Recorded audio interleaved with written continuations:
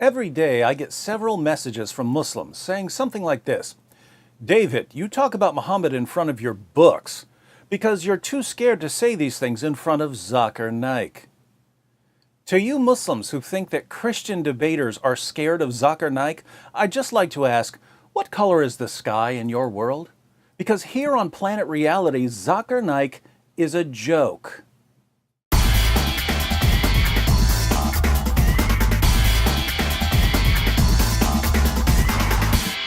ZAKIR NAIK is a joke, and I'm not saying that because I disagree with him.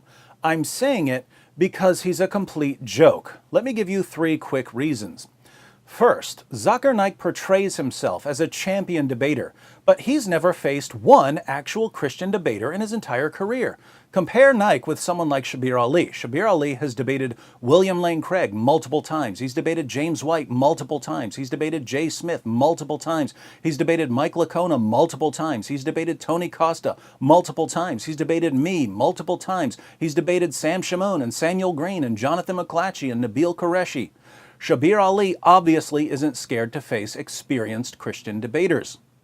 Look up ZAKIR NAIK's debates and you'll find that he's debated a handful of people you've never heard of. The only person ZAKIR NAIK has ever debated that I've even heard of was William Campbell. And William Campbell wasn't a debater, he was a writer. Naik knew he wasn't a debater. That's why he agreed to debate him.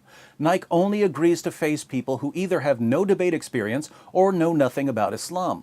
Those of us who debate regularly and who deal with Islam regularly, Naik won't come near us. And we've been challenging him for years. Here's a debate challenge we sent him nearly 8 years ago.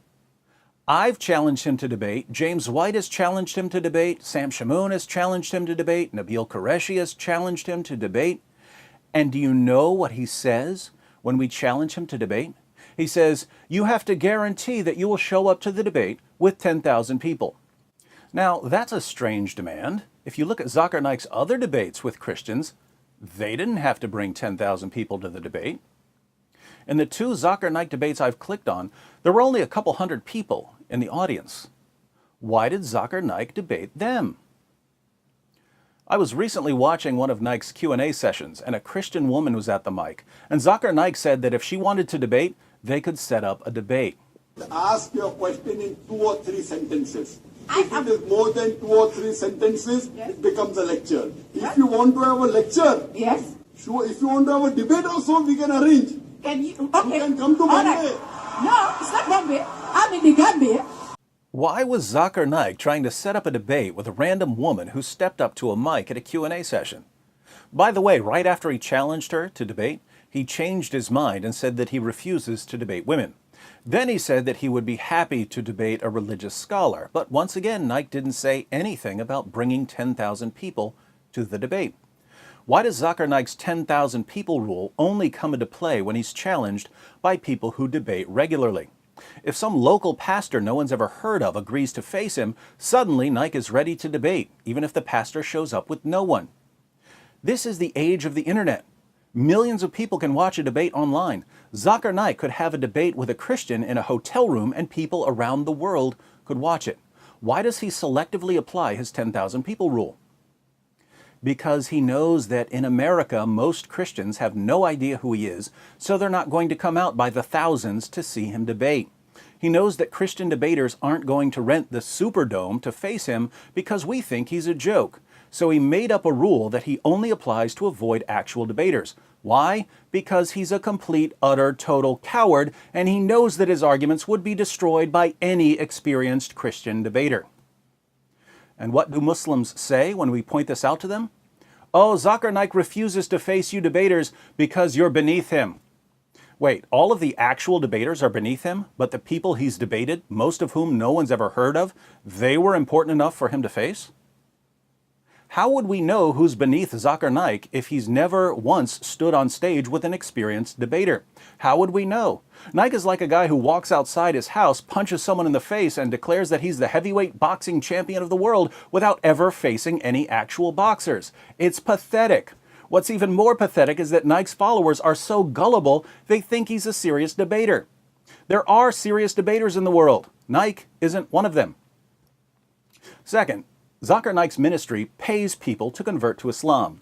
The Hindustan Times reports The special branch of the Mumbai police claims that controversial Islamic preacher ZAKIR NAIK and his non-profit Islamic Research Foundation have illegally converted around 800 people to Islam by paying them using funds received from abroad.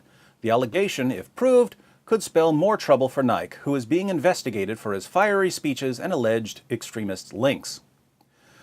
Mumbai police found that Naik's organization paid converts 50,000 rupees, some of which came from Saudi Arabia. Members of the organization would then radicalize converts and convince them to join ISIS. For you Muslims who are thinking to yourself, no, ZAKIR NAIK would never do such a thing, you should probably study the Quran and the life of your prophet, because Muhammad himself paid people to convert to Islam. And one of the reasons you pay zakat is to pay people to convert to Islam. Surah 9, verse 60 of the Quran lists the various uses of zakat. One of the uses is to attract the hearts of those who have been inclined towards Islam. What does it mean to use zakat funds to attract people's hearts? Muhammad shows us exactly what it means. In Sahih Muslim, number 6022, Muslims win the Battle of Hunain. And we read, "On that day, the Messenger of Allah gave Safwan bin Umayyah 100 sheep, then another 100, then another 100. Ibn Shahab said, Sa'id bin al-Musayyab told me that Safwan said, by Allah, the Messenger of Allah gave me what he gave me, and he was the most hated of people to me. But he kept giving to me until he became the most beloved of people to me." This guy hated Muhammad, but Muhammad kept giving him sheep by the hundreds until Muhammad was his favorite person in the world. In Sahih al-Bukhari 3344, Muhammad divides a piece of gold among 4 chiefs of a different tribe. We read, "So the Quraysh and the Ansar became angry and said, he, i.e. the Prophet, gives to the chiefs of Najd and does not give to us. The Prophet said, I give to them so as to attract their hearts to Islam." He was giving them gold to attract their hearts to Islam. Nearly 14 centuries later, ZAKIR NAIK is doing the same thing. Muslims should be proud of Naik for imitating his prophet by bribing people to convert when his arguments fail miserably.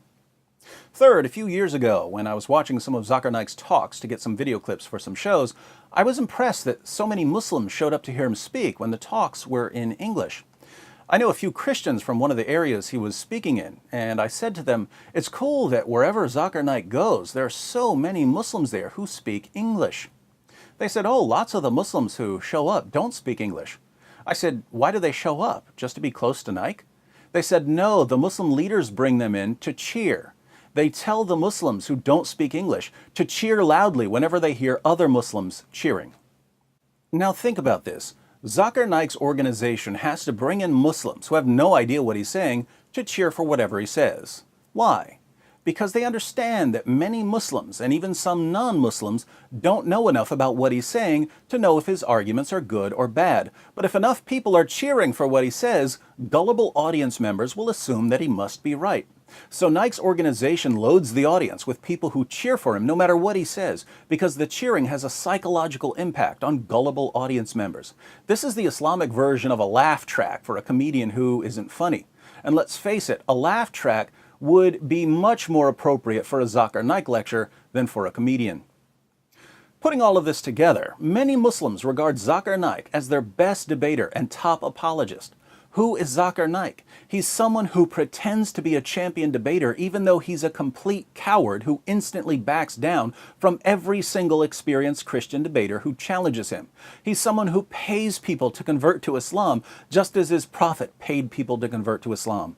And he has to bring in cheerleaders to tell his fans when to cheer even though they have no clue what he's saying, all so he can trick ignorant, naive, easily manipulated audience members into thinking that he's presented a serious case for Islam. ZAKIR NAIK is a joke. He's always been a joke. He'll always be a joke. If this is, as many Muslims claim, the best apologist Islam has to offer out of 1.6 billion Muslims in the world, what does this tell us about Islam? Of course, there's much more we could say about ZAKIR NAIK. If you'd like to know more about why he backs down from debaters, click on this video by Nabil Qureshi, where Nabil examines just 5 minutes of a ZAKIR NAIK lecture and finds 25 mistakes. You heard me correctly. Over a 5-minute period, ZAKIR NAIK averages 1 mistake every 12 seconds. Fortunately for Naik, he's speaking to people who don't know any better and who don't bother to question or challenge him. But they keep cheering anyway, along with all the Muslims who don't even know what he's saying. Welcome to Islam, the only religion that would want someone like ZAKIR NAIK as its champion.